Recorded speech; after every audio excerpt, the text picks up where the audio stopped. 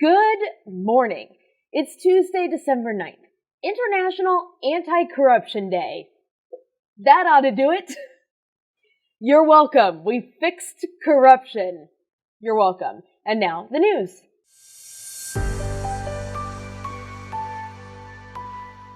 Starting in Japan, where a 7.6 earthquake hit the northeast coast of the country just before midnight on Sunday, prompting tsunami warnings that were lifted and an order for 90,000 residents to evacuate. So far, 23 people have reported injuries, and luckily, it appears that there were no deaths. Here's something very interesting that I learned about Japan. Japan is one of the most earthquake-prone countries in the world, just based on where it is. And it experiences a shake at least every 5 minutes. They're not all 7.6s, just so you know. Some of them, they probably don't even notice. I live in Los Angeles, and I don't notice all of our earthquakes.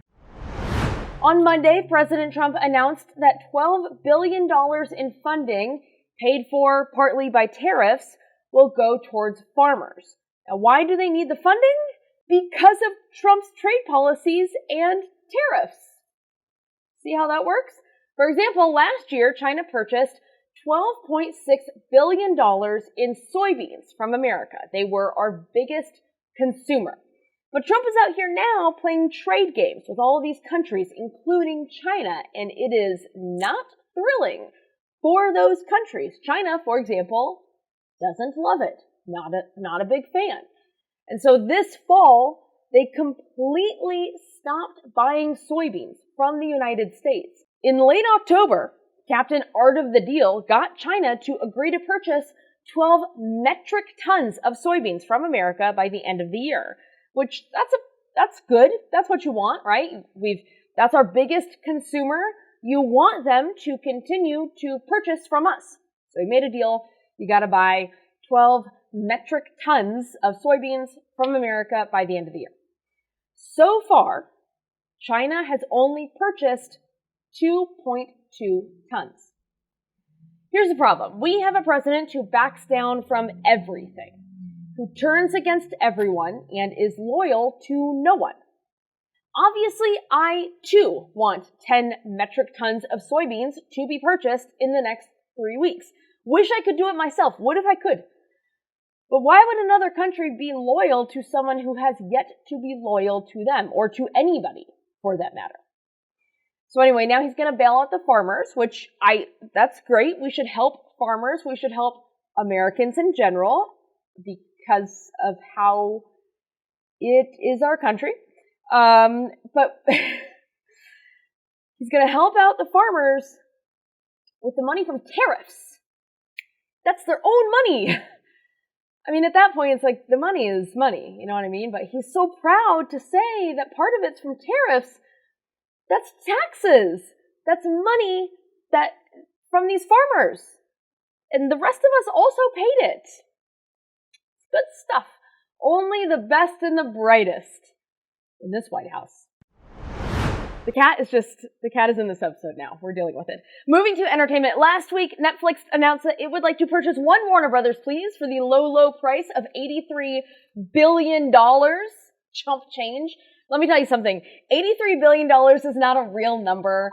That is not anything. When you're saying $83 billion, you are saying fake things. That is no different than Netflix saying that they would like to purchase Warner Brothers for like 75 leprechauns and a horse that tells you interesting stories about its childhood. Anyway, so Netflix makes this announcement, and then Paramount, which was just purchased by Skydance, because we only need one company. So Paramount was purchased by Skydance, and so now it's actually called Paramount Skydance. Thank you very much. So Paramount Skydance on Monday launched a hostile takeover bid. This bid would see Paramount Skydance buying Warner Brothers assets at $30 a share. Where will they get this money? It's a lot of money. Where are they going to get it from? Part of it comes from Jared Kushner's company, Affinity Partners. It's like one of his money partner companies. When people have a lot of money, they have fake companies, and this one's called Affinity Partners. Uh-oh.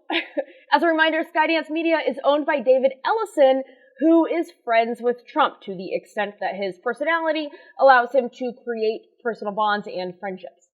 Ted Sarandos, the owner of Netflix, has also praised Trump, but he hasn't called him a friend. Ellison clearly has ties with Trump, as evidenced by the president's son-in-law being a pretty big part of this hostile takeover bid.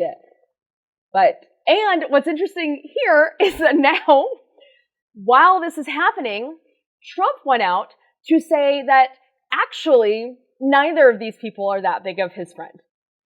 Which is so funny to me. This is the bad place. Nothing else to say about that. For what it's worth, Netflix says that they feel confident that their deal is done and the Paramount Skydance bid is a cow's opinion. What I'll say is that as a child of divorce and a former Warner Brothers tour guide who actually just left a Warner Brothers show and now drives to Paramount every single day for work, again, I'm a child of divorce. Just wake me up when the deal is done.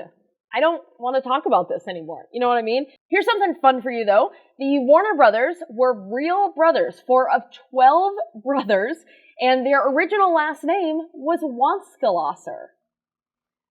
Imagine what this brain could do if that fact was not in there. The Warner Brothers lot is 110 acres. Again, watch out, world, if stuff like that wasn't inside of there. All right, let me ask you something, and be honest. Have you ever looked at Trump and thought to yourself, how can we give this guy more power?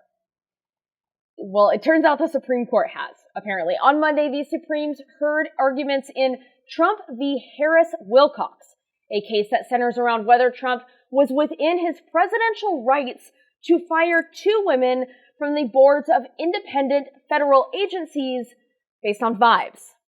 Ruling in Trump's favor would overturn a 90-year-old decision, which is meant to allow federal agencies to be, not unlike Kelly Clarkson, Miss Independence. And now, based on Monday's arguments, it appears that the justices are prepared to overturn that 90-year-old ruling. According to Justice Kavanaugh, the problem is that officials who direct these agencies, quote, are exercising massive power over individual liberty and billion-dollar industries, end quote, and no one's in charge. Okay, that is a problem. People should be in charge.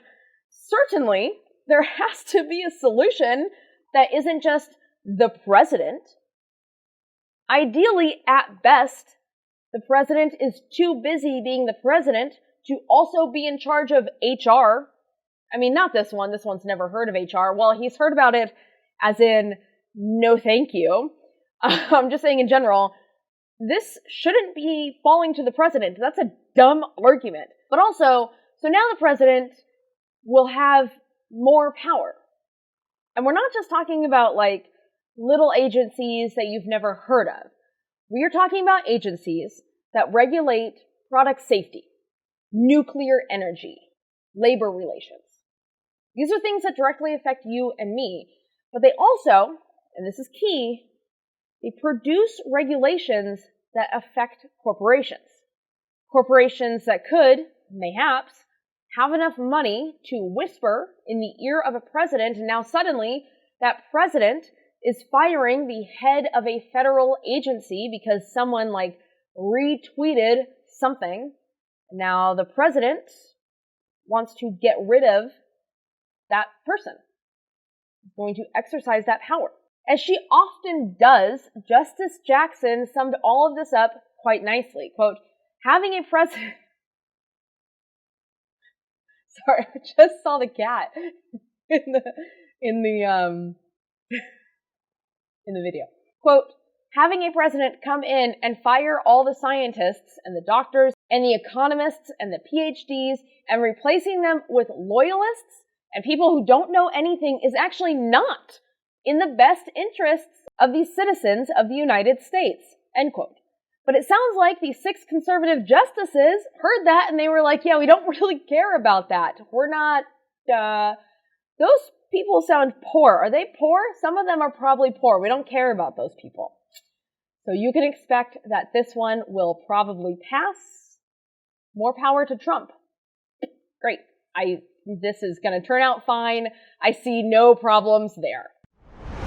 And finally, because I cannot stress this enough, this is true, this podcast is very popular with soccer fans. This is a show that shows up, it pops up when people search for soccer somehow.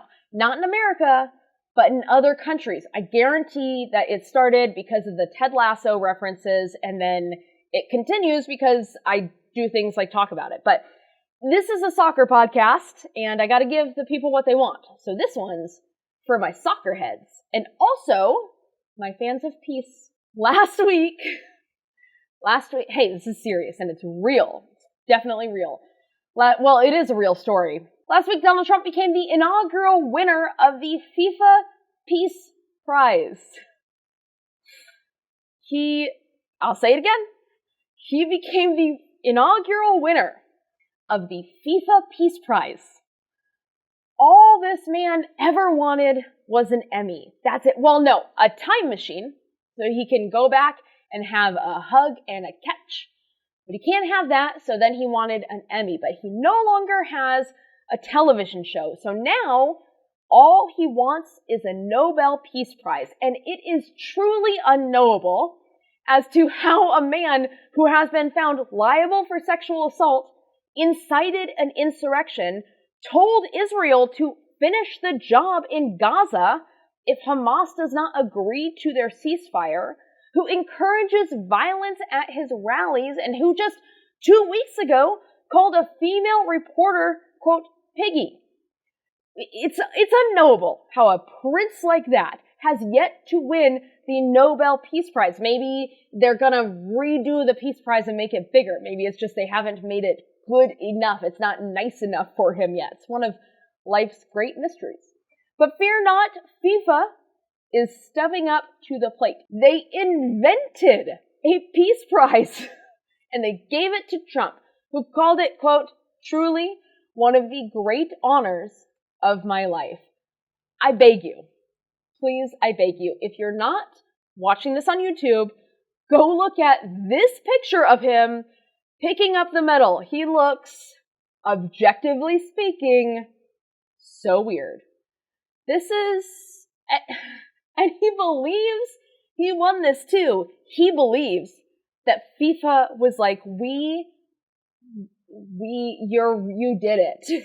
You did peace. And we had no choice but to acknowledge it for no other reason than you did peace. What a bozo. Anyway, that's your soccer update. Sports by Kim. And that's it. That's the news. I'm proud of Anti-Corruption Day. Can you believe we solved corruption? All it took was just inventing this one day. Crazy. Sorry, corruption. You never stood a chance. But more than corruption, because the only thing corrupt about you is how you stole my heart. Nailed it. More than that, I'm proud of you.